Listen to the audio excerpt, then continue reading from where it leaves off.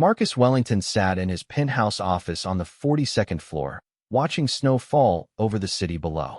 The golden glow from street lamps created a magical scene that millions of families were probably enjoying together right now. But, for him, Christmas Eve was just another evening of solitude, wrapped in expensive silence and the cold comfort of success. The mahogany desk before him held 3 phones, 2 laptops, and a crystal tumbler half filled with 30-year-old scotch. None of it could fill the hollow ache that had been growing in his chest for months. At 45, Marcus had built an empire worth $12 billion. His tech company revolutionized how the world communicated. His investments had made him one of the youngest billionaires in history, and his name appeared on Forbes covers twice a year. Yet as he stared out at the twinkling lights of families celebrating below, he felt poorer than he had ever felt in his life. His assistant had left hours ago, wishing him a Merry Christmas with the kind of polite distance that all his employees maintained. His board members had sent their holiday greetings through email, each message carefully crafted by their own assistants. Even his housekeeper had gone home early to spend the evening with her grandchildren, leaving him alone in the sprawling penthouse that overlooked Central Park. Marcus reached for his phone and scrolled through his contacts.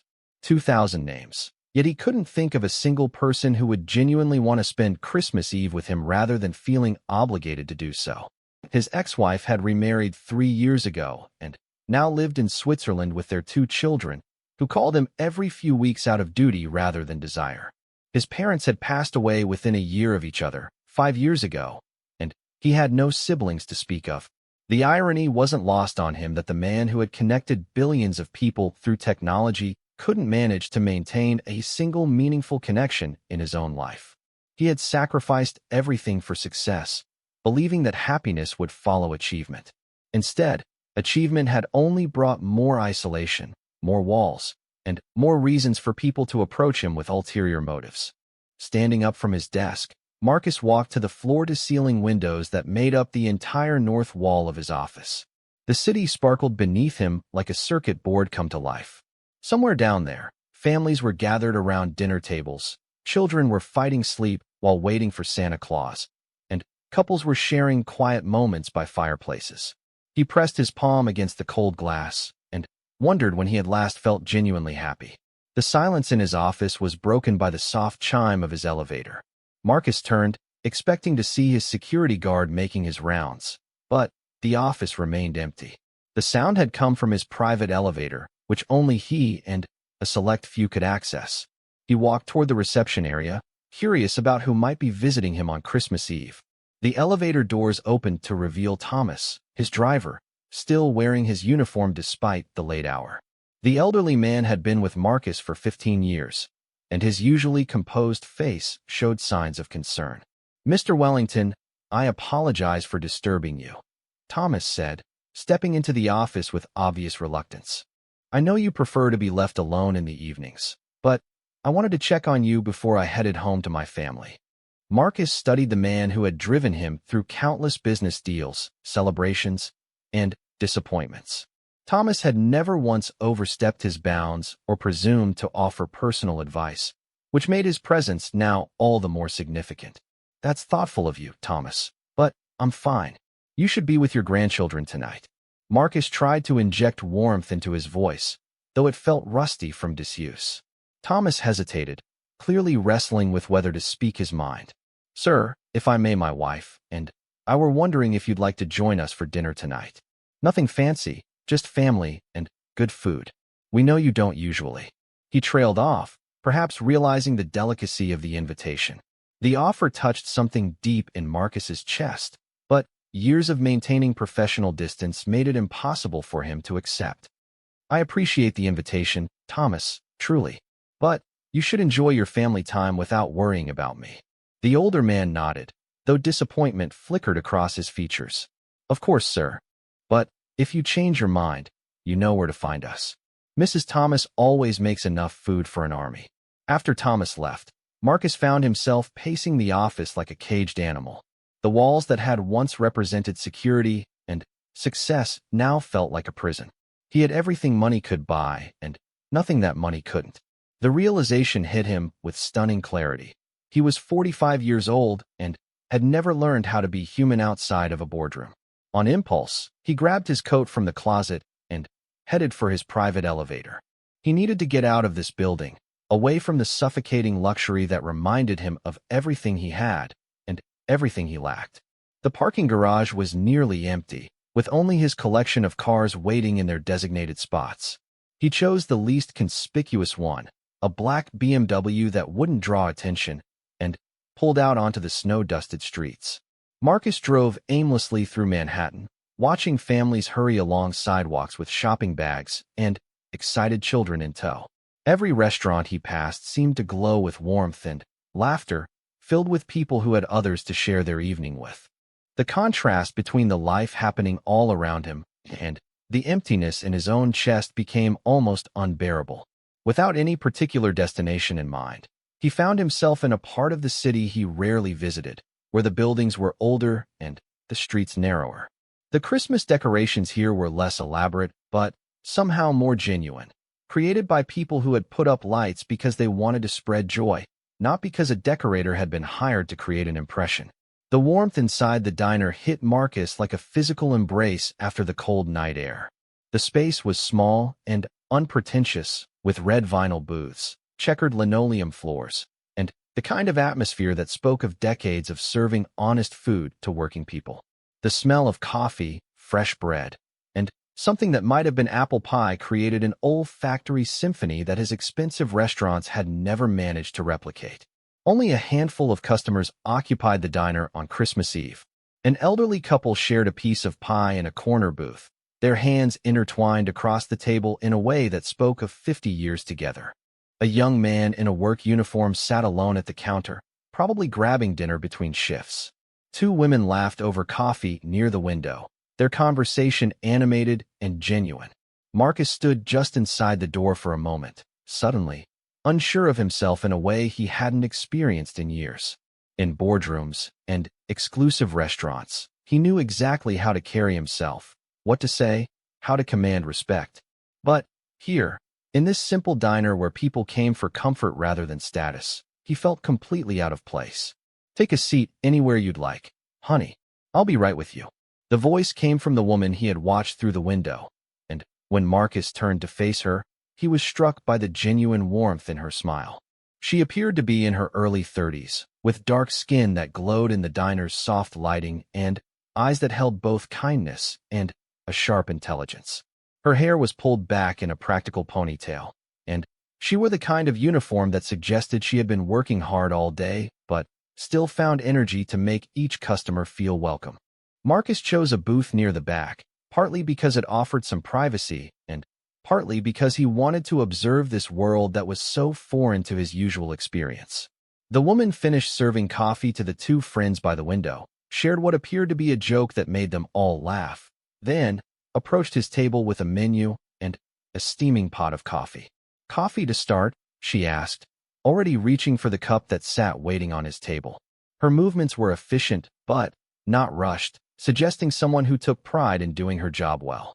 "Please," Marcus replied, noticing how she filled the cup with the practiced grace of someone who had performed this action thousands of times.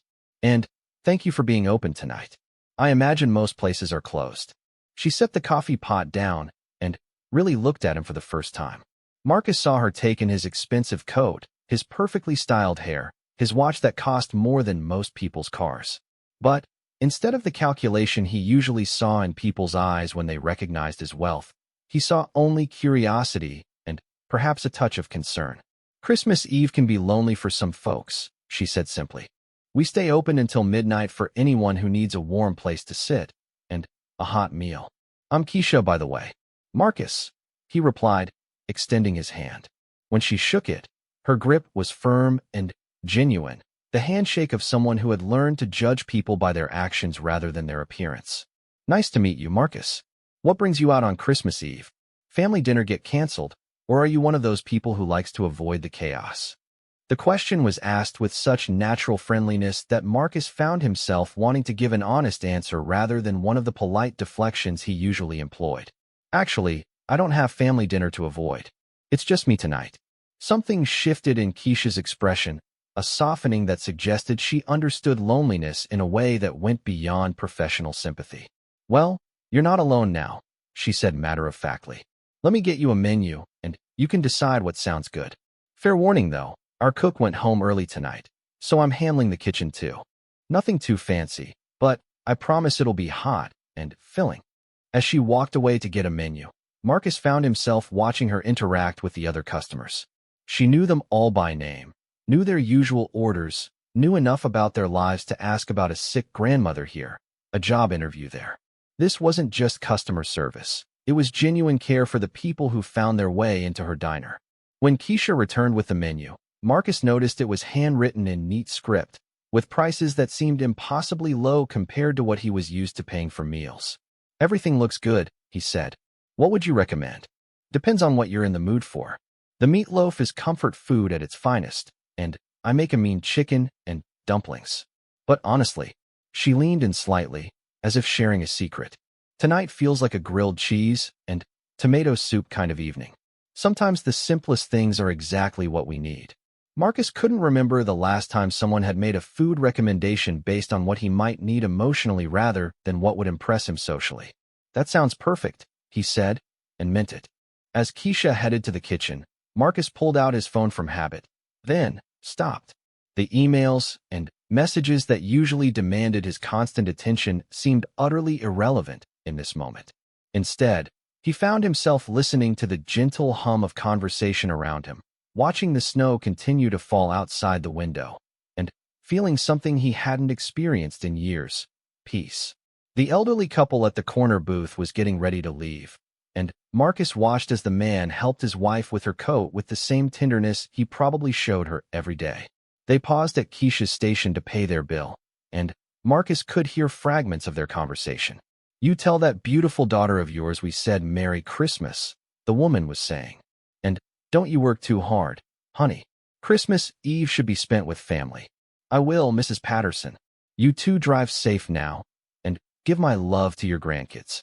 After they left, the diner felt even more intimate. The young man at the counter was texting someone, probably family or friends, and smiling at the responses.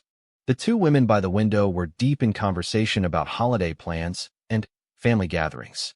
Marcus realized this was something he had never experienced, being part of a community, even as a stranger, where people genuinely cared about each other's well-being.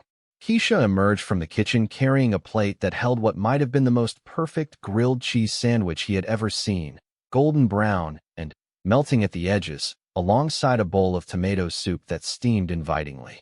She set it down in front of him along with fresh napkins and a small dish of what appeared to be homemade pickles.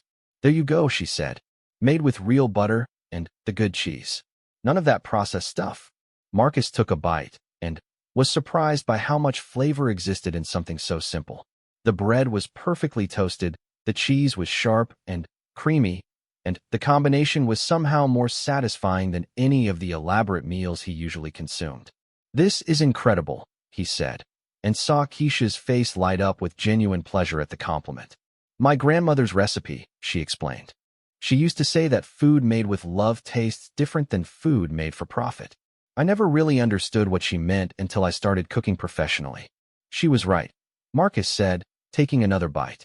"There's something about this that feels like home, I suppose, even though I'm not sure I know what that feels like anymore." Keisha studied his face for a moment, then slid into the booth across from him without invitation. "You don't mind if I sit for a minute, do you? My feet are killing me, and you look like someone who might understand the difference between being alone and being lonely." Marcus was struck by her perceptiveness. "I don't mind at all. And yes, I think I do understand that difference, though I'm not sure I like what that says about my life." "What do you do for work?" Keisha asked, then immediately held up her hand. "Sorry, that's probably the wrong question. Let me try again. What makes you happy?" The question caught Marcus completely off guard. In his world, people asked about net worth, market position, and quarterly projections. No one had asked him about happiness in so long that he wasn't sure he knew how to answer. "I honestly don't know," he said finally. "I used to think building things made me happy. Creating something from nothing, solving problems, seeing ideas become reality. But somewhere along the way, The building became about winning rather than creating, and the winning became empty. Keisha nodded as if this made perfect sense to her. I see that sometimes. People who are so focused on the destination that they forget to enjoy the journey. My ex-husband was like that, always working toward the next promotion, the bigger house, the better car. Never stopped to appreciate what we already had. Do you have children? Marcus asked, partly to shift the conversation away from his own emptiness, and partly because he was genuinely curious about this woman who seemed to radiate a contentment he couldn't fathom. Keisha's face transformed when she smiled. A daughter, Zura. She's 8 years old and the light of my life. Smart as a whip and twice as stubborn. She's spending tonight with my sister's family, having a sleepover with her cousins. They're probably still awake right now, trying to catch Santa Claus. That must be wonderful, Marcus said, and was surprised by the genuine longing in his own voice. Having someone who sees magic in the world like that. It is. But it's also terrifying sometimes. Being a single parent means you're responsible for protecting that magic, while also preparing them for a world that doesn't always believe in it. Some days I feel like I'm walking a tightrope between keeping her childhood innocent and making sure she's strong enough to handle reality. Marcus found himself leaning forward, drawn into this glimpse of a life so different from his own. How do you manage that balance? Honestly, some days I don't. Some days I mess up spectacularly. Keisha laughed, but there was a note of vulnerability in it. But I've learned that kids don't need perfect parents. They need present parents. They need someone who shows up, who listens, who makes them feel like they matter more than anything else in the world. The simplicity of her philosophy struck Marcus like a physical blow. He thought about his own children, living across an ocean with their mother, and realized that despite all his financial success, he had never learned how to make them feel like they mattered more than his next business deal. You're a good mother, he said quietly. I can tell just from the way you talk about her. I try to be. It's the most important job I'll ever have. Keisha glanced around the diner, noting that the other customers were finishing their meals. What about you? Do you have kids? 2, Marcus admitted. But I haven't been much of a father to them. I told myself I was working hard to provide for them. But the truth is I was just working hard because I didn't know how to do anything else. Now they're strangers to me, and I'm not sure I blame them for that. The 2 women by the window had left, waving goodbye to Keisha with the familiarity of regulars, and the young man at the counter had finished his meal and headed back out into the night. This left Marcus and Keisha alone in the diner, with only the soft jazz playing from an old radio behind the counter and the gentle sound of snow tapping against the windows to fill the silence.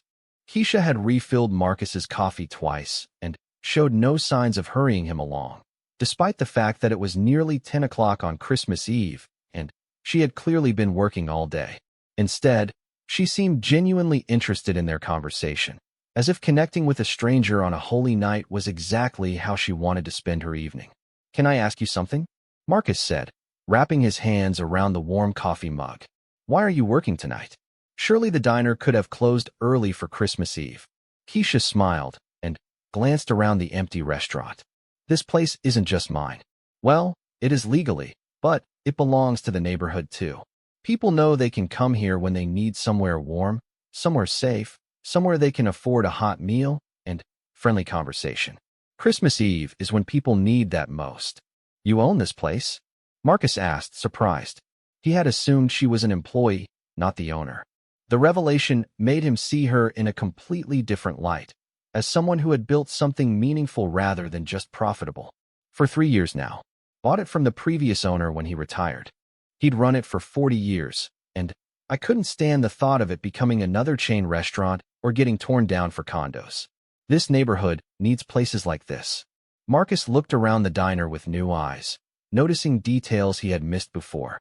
The photos on the walls showed decades of customers and celebrations, community events, and local school sports teams. This wasn't just a business. It was an institution, a gathering place that had been woven into the fabric of people's lives. That's incredible, he said. Building something that matters to people, that serves a real need in the community. I can't remember the last time I created something that made people's lives better rather than just more convenient or profitable. Keisha leaned back in the booth, studying him with those intelligent eyes. "What kind of business are you in?" For a moment, Marcus considered giving her the elevator pitch he usually delivered, full of industry jargon and impressive statistics. Instead, he found himself wanting to explain what he did in terms she might actually care about. "Technology, mostly. I started a company that makes software for communication platforms. We help companies manage their data and connect with their customers more efficiently. It's been successful." He paused, realizing how hollow his description sounded.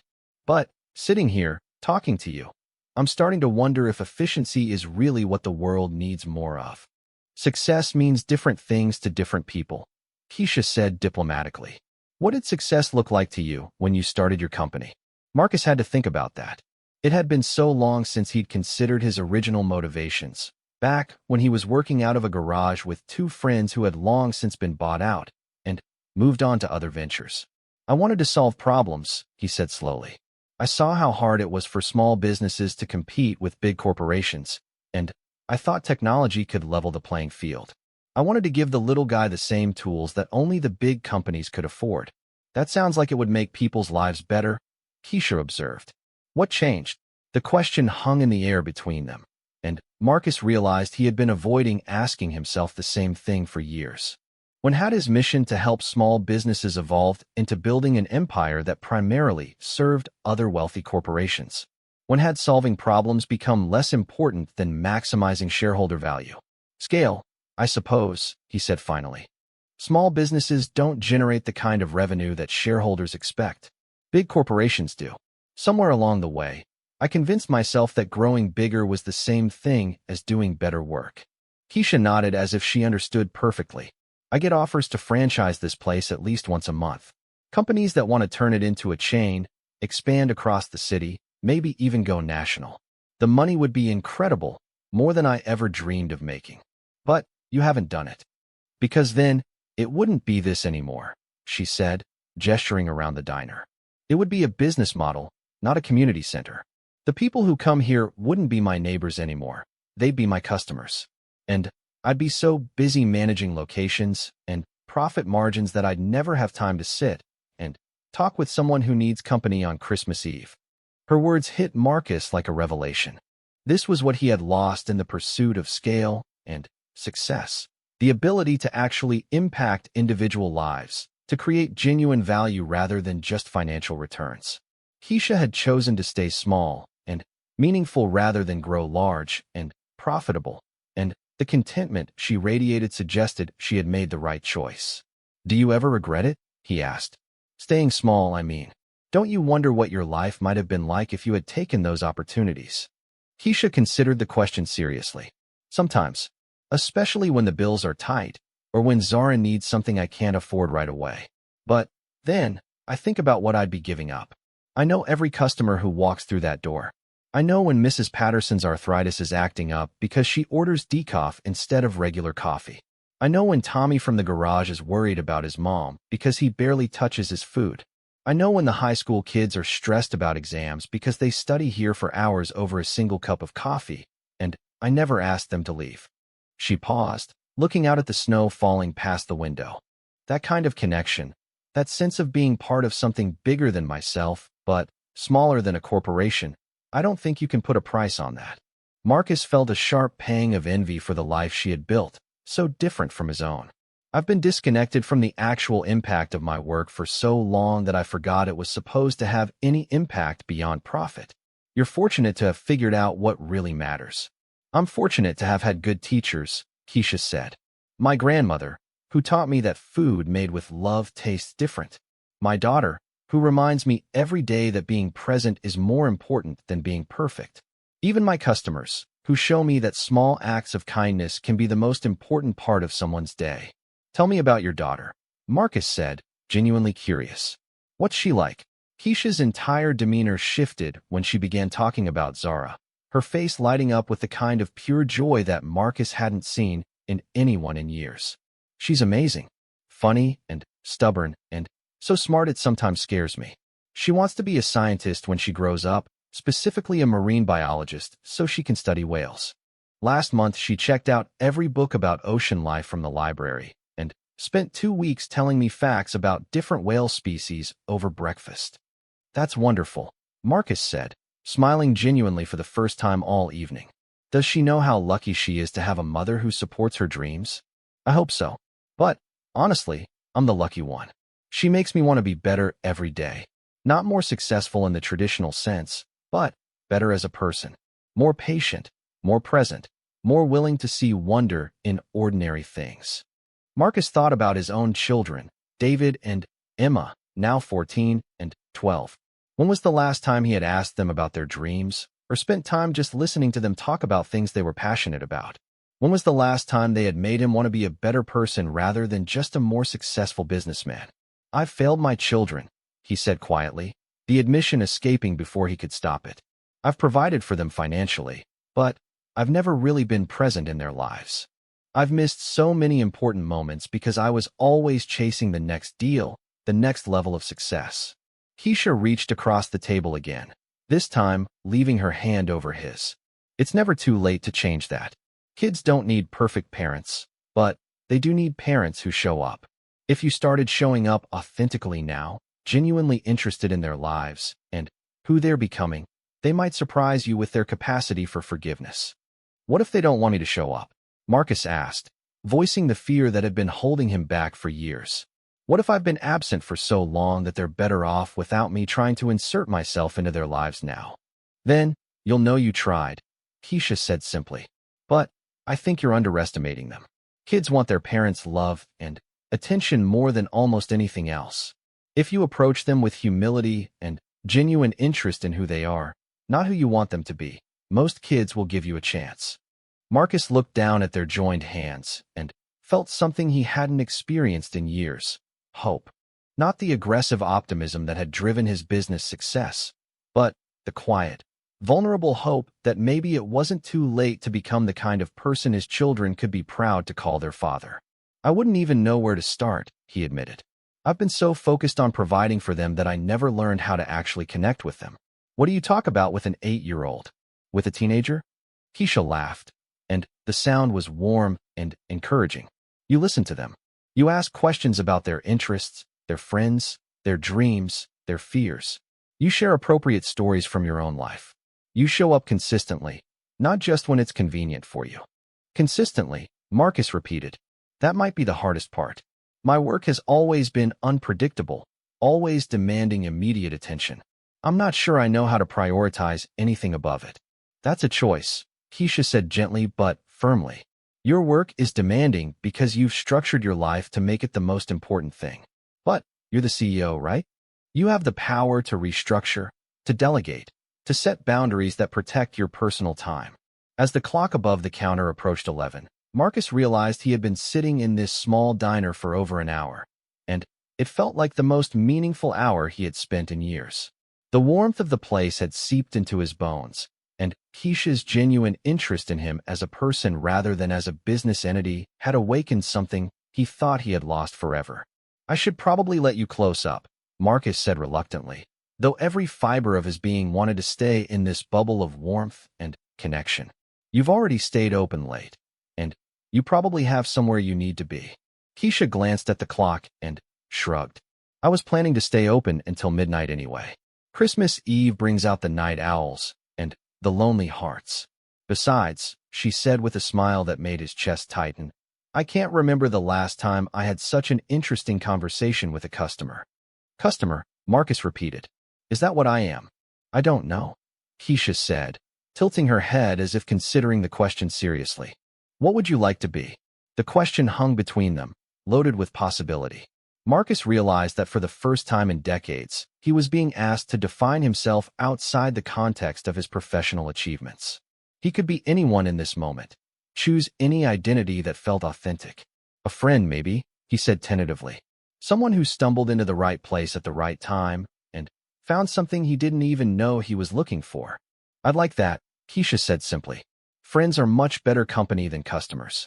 Just then, the bell above the door chimed, and a young woman entered, shaking snow from her coat. She was probably in her early 20s, with the kind of nervous energy that suggested something was wrong. Keisha immediately stood up, her maternal instincts clearly activated. Sarah, honey, what are you doing out in this weather? Keisha asked, moving toward the newcomer with obvious concern. I'm sorry to bother you, Miss Keisha, the young woman said, her voice shaky. I know you're probably trying to close up, but I didn't have anywhere else to go. Jake and I had a fight, and he told me not to come back tonight.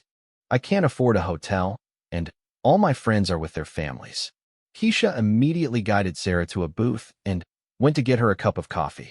Marcus watched the interaction with fascination, seeing how naturally Keisha shifted into caretaker mode. This wasn't just customer service. This was genuine care for someone in need. You sit right there and warm up, Keisha said, setting down the coffee. Do you want something to eat? And don't you worry about the money. Sarah's eyes filled with tears. I can't keep letting you take care of me like this. You've already done so much. Nonsense, Keisha said firmly. That's what community is for. We take care of each other. Marcus found himself moved by the scene playing out before him. In his world, problems were solved with money or lawyers or strategic maneuvers. Here, problems were solved with coffee and kindness and the simple act of showing up for someone who needed help. Sarah, this is my friend Marcus, Keisha said, surprising him with the introduction. Marcus, this is Sarah. She's been working 2 jobs trying to save up for nursing school. Nice to meet you, Sarah, Marcus said gently, noting the way the young woman's eyes darted nervously around the diner. She had the look of someone who had been carrying too much weight for too long. You too, Sarah said politely, then turned back to Keisha. I'm sorry to interrupt your evening. I just didn't know where else to go. You're not interrupting anything, Keisha assured her. In fact, you're giving me an excuse to make my famous hot chocolate. Marcus, you haven't lived until you've tried it. As Keisha busied herself in the kitchen, Marcus found himself alone with Sarah. The young woman stared into her coffee cup as if it might contain answers to questions she didn't know how to ask. Relationship troubles? Marcus ventured gently. Sarah looked up at him with surprise, then seemed to realize that in a diner at nearly midnight on Christmas Eve, the usual social barriers didn't apply. Something like that. My boyfriend, ex-boyfriend, I guess, he has some problems with anger. Tonight he said some things that made me realize I can't keep pretending it's going to get better. Marcus felt a flash of protective anger toward this Jake person, followed by admiration for Sarah's courage in recognizing an unhealthy situation. That must have been a difficult realization, especially tonight. It was, Sarah said quietly. But Miss Keisha has been telling me for months that I deserve better. I guess tonight I finally believed her. The simple statement hit Marcus hard. Here was Keisha, caring enough about a young woman to repeatedly tell her she deserved better, patient enough to wait for Sarah to come to that conclusion herself. When was the last time Marcus had invested that kind of emotional energy in another person's well-being? Keisha returned with 3 mugs of hot chocolate that smelled like heaven and looked like liquid comfort. She had topped them with whipped cream and a sprinkle of cinnamon, turning a simple drink into an act of care. Now, Keisha said, sitting back down, let's figure out what you need tonight, Sarah. Do you have somewhere safe to stay? I can call my sister in the morning, Sarah said. She lives about an hour away. I just need to get through tonight. You can stay at my place, Keisha offered immediately. Zara's at her aunt's house anyway, so there's an extra bed. No arguments. Marcus watched this exchange with amazement. Keisha was offering her home to someone in need without a moment's hesitation, the way other people might offer directions or spare change. It was generosity at the most fundamental level. I can't ask you to do that, Sarah protested. You're not asking. I'm offering. Besides, it's Christmas Eve. Nobody should be alone and scared on Christmas Eve. Marcus found himself speaking before he had fully formed the thought. Actually, I might be able to help with something more permanent, if you're interested. Both women turned to look at him, and Marcus realized he was about to step outside his comfort zone in a way that would have terrified him a few hours ago. But, sitting in this diner, watching Keisha's effortless compassion, had inspired him to try being the kind of person who solved problems through human connection rather than just financial transactions. I have a corporate apartment that I hardly ever use, he continued. It's furnished, it's safe, and it's sitting empty. If you need a place to stay while you figure things out, you're welcome to use it. Sarah stared at him in shock. I couldn't possibly accept that. I don't even know you. You know I'm Keisha's friend, Marcus said, glancing at Keisha for approval. And Keisha knows you're a good person who's working hard to build a better life. That's enough of a recommendation for me. Keisha was looking at him with something that might have been admiration, and Marcus felt a warmth in his chest that had nothing to do with the hot chocolate. Are you sure about this? She asked. I've never been more sure of anything, Marcus replied, and realized it was true. For the first time in years, he was making a decision based on what felt right rather than what made financial sense. I don't understand, Sarah said, tears starting to flow. Why would you do this for a stranger? Marcus considered how to answer. The honest response was that he was discovering what it felt like to be human again. That sitting in this diner had reminded him that his resources could be used to change individual lives rather than just generate more wealth.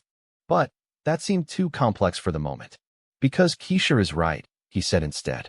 Nobody should be alone and scared on Christmas Eve, or any other night, for that matter. Sarah covered her face with her hands and began to cry in earnest. But these weren't tears of sadness. They were tears of relief, of gratitude, of someone who had been carrying a burden alone and, suddenly, found herself surrounded by people who cared. Keisha moved to sit beside Sarah, wrapping an arm around the young woman's shoulders. It's okay, honey. Sometimes life sends us angels when we least expect them. Marcus felt his throat constrict at being called an angel. He had spent so many years thinking of himself as a shark, a predator in the business world who won by being smarter and more ruthless than his competitors. The idea that his actions could be seen as angelic was almost overwhelming. There's no catch, he assured Sarah. No strings attached. Just a safe place to stay while you figure out your next steps. And if you're serious about nursing school, maybe we can talk about that too. I have some connections in healthcare education. I can't believe this is happening, Sarah whispered. Believe it, Keisha said firmly. Good people exist in the world, even when it doesn't always feel like it. Sometimes they're just waiting for the right moment to show themselves. Marcus looked around the diner, at Keisha comforting Sarah, at the warm lights reflecting off the snow-covered windows, at the photos on the walls that told the story of a community that took care of its own. A few hours ago, he had been sitting in his penthouse office, contemplating the emptiness of his successful life. Now he was part of something real, something meaningful, something that mattered more than profit margins and market share. Thank you, Sarah said, looking directly at him. Both of you. I don't know how I'll ever repay this kindness. You don't repay kindness, Keisha said. You pass it on. When you're a nurse, helping people in their most vulnerable moments, you'll remember how it felt to receive help when you needed it most. That's how the circle continues. Marcus realized that this was what had been missing from his life. The opportunity to be part of something larger than himself, to contribute to the circle of human compassion that Keisha spoke about so naturally. His wealth had isolated him from genuine human connection, but it didn't have to. He could choose to use his resources to build bridges rather than walls, to create community rather than just profit. Actually, he said, an idea forming. I have a proposition for both of you, but it might sound a little crazy. Tonight has already been crazy in the best possible way, Keisha said. 6 months later, Marcus stood in the same diner where his life had changed, but everything was different now. The space had been gently expanded into the vacant storefront next door, creating room for a community resource center alongside the original restaurant. The walls were covered with photos of success stories. Sarah in her nursing school uniform, Mrs. Patterson's grandson starting his own business with a microloan, teenagers who had gotten their first jobs through the mentorship program. The transformation hadn't happened overnight, and it hadn't been without challenges. Marcus had learned that scaling compassion was far more complex than scaling technology. It required patience, humility, and a willingness to fail and try again. It required learning to listen to people who understood the community's needs better than he ever could. Most importantly, it required him to step back from being the CEO of everything and learn to be a partner instead. Keisha emerged from the kitchen, her face glowing with the satisfaction that came from meaningful work. She had been reluctant at first to accept Marcus's proposal to expand the diner into a full community center, worried that his money would change the nature of what she had built. But Marcus had insisted that the project be truly collaborative, with Keisha maintaining full control over operations while he provided resources and business expertise.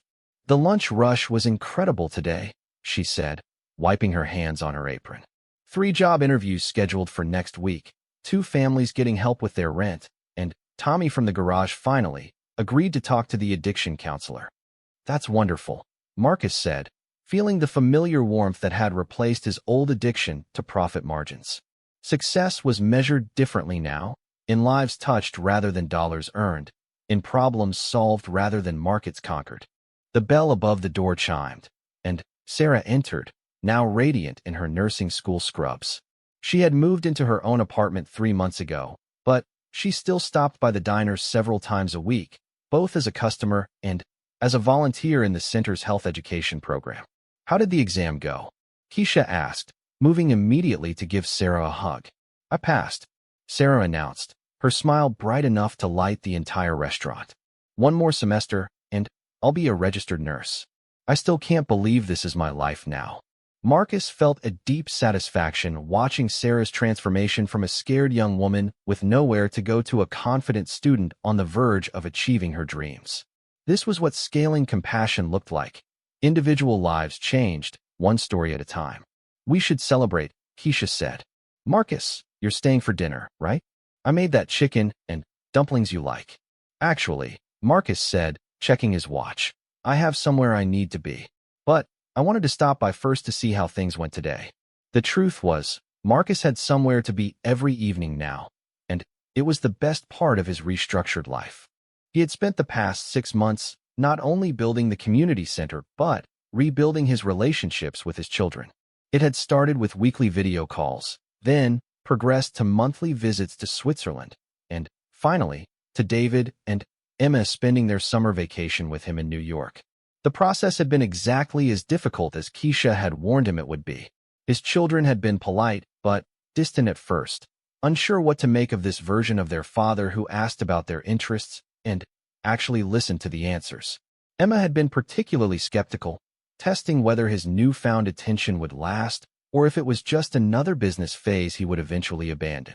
But Marcus had persisted, showing up consistently, learning about David's passion for environmental science and Emma's love of creative writing. He had attended school events via video call, helped with homework during their visits, and, most importantly, put his phone away when they were together. Slowly, carefully, they had begun to build something real. Big plans tonight? Keisha asked, noting the way Marcus was smiling. David and Emma are arriving from Switzerland, Marcus explained. They're spending Christmas break with me.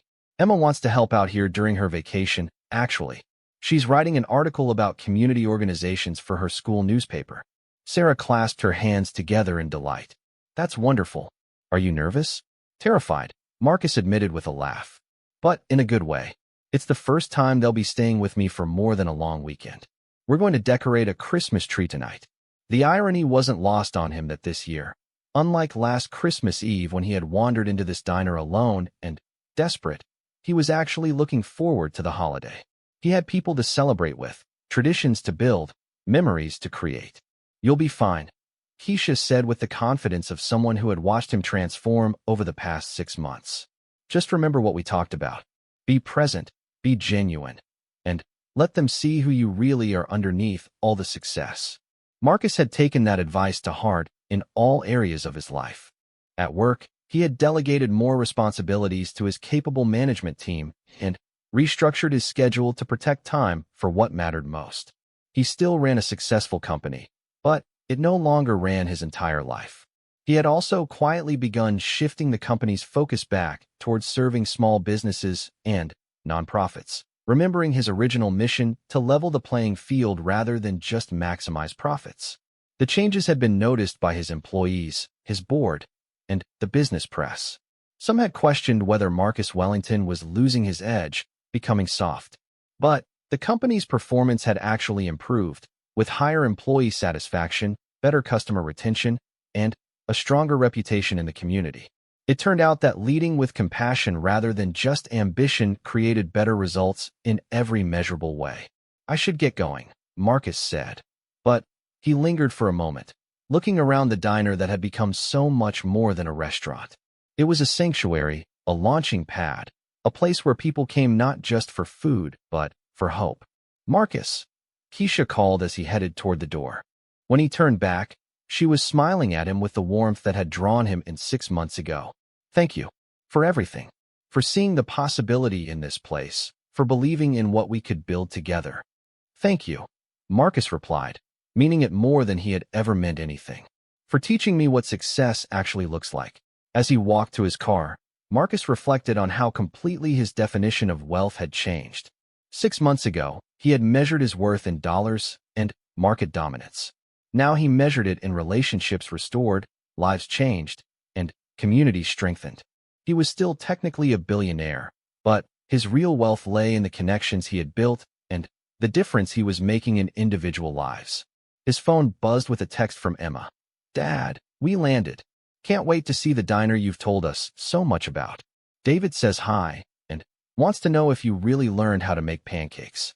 Marcus smiled, remembering the morning 2 months ago when he had attempted to make breakfast for his children during their visit.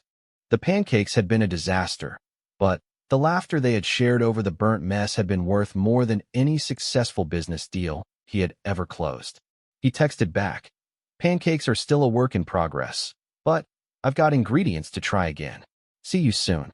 As he drove through the city toward the airport, Marcus passed the building that housed his penthouse office. The windows were dark now. He rarely worked late anymore, having learned that the most important business of life happened during regular hours, around dinner tables, and in conversation, through presence rather than productivity. The snow was beginning to fall again, just as it had that night 6 months ago when he had stumbled into Keisha's diner desperate and alone. But this snowfall felt different, full of promise rather than isolation, marking the beginning of another chapter in a life that had been completely rewritten by a single conversation with a compassionate stranger. At the airport, Marcus waited at the arrivals gate, checking his watch not because he was impatient, but because he was excited. In a few minutes, his children would emerge from the terminal, and they would go home together to decorate a tree and share stories about their lives. They would eat takeout pizza and watch old movies and stay up too late talking about everything and nothing. Tomorrow, they would visit the diner together, and Emma would interview Keisha for her article. David would probably want to hear about the environmental initiatives they were planning for the community center. And Marcus would get to see his children witness firsthand the kind of work that had given his life meaning beyond financial success. When David and Emma finally appeared at the gate, wheeling their luggage and scanning the crowd for him, Marcus felt his heart expand in a way that no business triumph had ever managed to achieve. They saw him and waved, and Emma actually ran toward him, something she hadn't done since she was a small child. "Dad," she called out, launching herself into his arms with the enthusiasm of a teenager who had decided to trust again. "How was the flight?" Marcus asked, wrapping both children in a hug that felt like coming home. "Long," David said with a grin, "but worth it. Emma made me watch 3 movies about journalism to prepare for her article." "I want to get the story right," Emma protested. "This community center sounds amazing. I can't believe my dad helped build something like that." "Your dad learned from some pretty incredible people," Marcus said, thinking of Keisha and Sarah and all the others who had taught him what it meant to use success for something bigger than himself. As they walked through the airport together, his children chattering about their plans for the week, Marcus realized that this was what he had been searching for all his life without knowing it. Not the next level of wealth or achievement, but this simple, profound satisfaction of being genuinely needed and loved by people who mattered more than any business deal ever could. The boy who had once dreamed of building something meaningful had finally found his way back to that dream, guided by a waitress who understood that the most important service anyone could provide was simple human compassion. And now, surrounded by the laughter of his children and the promise of traditions yet to be created, Marcus knew that he had finally built something that would last far beyond any quarterly earnings report, a life worth living. Outside the airport, snow continued to fall over the city, blanketing everything in quiet possibility.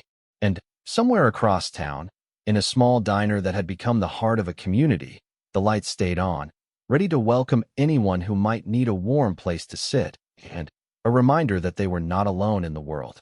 "Tea did you have in mind?" Marcus took a deep breath, about to propose something that would have seemed impossible to him just hours earlier. What if this didn't have to end when the diner closes? What if we could create more opportunities for this kind of connection, this kind of community support? He paused, looking at both women, who were listening intently. I've been thinking about what you said, Keisha, about the difference between efficiency and what the world actually needs. What if we could scale compassion instead of just profit? What if we could build something that actually mattered? Outside, the snow continued to fall, but inside the diner, something new was beginning to take shape, something that none of them could have imagined when the evening began. She was right, of course. Marcus had built his company and his life in a way that made work the center of everything else, but he had also built it in a way that gave him the authority to change those structures if he chose to. The question was whether he had the courage to actually make different choices, to prioritize relationships over revenue and presence over productivity. I'm scared, he said, the vulnerability in his voice surprising them both. I'm scared that if I stop working the way I always have, everything will fall apart. But I'm also scared that if I keep working this way, I'll lose any chance I might have at real happiness. Keisha squeezed his hand gently. Fear is usually a sign that something is important enough to be worth the risk. And, from what I can see, you're already losing the things that matter most. What do you really have to lose by trying a different approach? Outside, the snow had intensified, creating a cocoon of white that made the diner feel even more like a refuge from the world. Marcus realized that this conversation with a stranger was already changing something fundamental in how he saw his life, his choices, and his possibilities. For the first time in years, he was beginning to believe that maybe success and happiness didn't have to be mutually exclusive after all. Keisha studied his face with the kind of direct honesty he wasn't used to receiving. It's never too late to change that, you know. Kids are remarkably forgiving if you show up authentically. But you have to be willing to put down the armor and let them see who you really are underneath all the success. Marcus felt something crack open in his chest, a hairline fracture in the wall he had built around his emotions. This woman, who barely knew him, had managed to articulate the fear that had been eating at him for years, that he had become so invested in his image of success that he no longer knew who he was without it. I'm not sure there's anything underneath anymore, he said, the admission escaping before he could stop it. I've been playing the role of Marcus Wellington, successful businessman, for so long that I can't remember who Marcus the person used to be. Keisha reached across the table and touched his hand briefly, a gesture that was both comforting and electric in its simplicity. There's always something underneath. Sometimes it just takes the right circumstances to remember what it feels like to be human again. Outside, the snow continued to fall, transforming the city into something softer and more forgiving. Inside the diner, Marcus felt like he was being transformed too, one honest conversation at a time. As he turned down a quiet street lined with small businesses, most of them closed for the holiday, he noticed a diner that was still open. Warm yellow light spilled from its windows onto the sidewalk, and he could see a handful of people inside. The sight of it called to something in him that he hadn't felt in years, a desire for simple human connection, without the complications that came with being Marcus Wellington, billionaire. He parked across the street and sat for a moment, watching the scene inside the diner. A woman moved between the tables, refilling coffee cups and chatting with customers who seemed to know her well. There was something about her movements, confident but caring, that made him want to step inside and experience whatever warmth existed in that small, humble space. For the first time in months, Marcus felt a spark of genuine curiosity about something that wasn't related to profit margins or market share. He wanted to know who these people were, what they were talking about, and whether there was room at one of those tables for a stranger who had forgotten how to be anything other than successful. The snow was falling harder now, creating a curtain between him and the diner that made the scene look even more inviting. Marcus realized he was at a crossroads, not just literally, but metaphorically. He could start the car, drive back to his penthouse, and spend Christmas Eve the same way he had spent the last several years, alone with his achievements and his regrets. Or he could walk across that street and take the first step toward remembering who he used to be before success had consumed everything else. The choice seemed simple, but for a man who had spent years insulating himself from genuine human experience, it felt monumental. Marcus took a deep breath, turned off the engine, and stepped out into the falling snow. The cold air hit his face like a wake-up call, sharp and immediate, and real in a way that nothing in his climate-controlled world ever was. As he crossed the street toward the diner, he felt like he was crossing much more than just asphalt and snow. He was crossing back toward humanity, toward the possibility that maybe, just maybe, Christmas Eve didn't have to be about what he lacked. Maybe it could be about what he might find if he was brave enough to look for it in places he had never thought to search. The diner's door had a small bell that chimed when he pushed it open, and the sound seemed to announce not just his arrival, but the beginning of something he couldn't yet name but desperately needed to discover.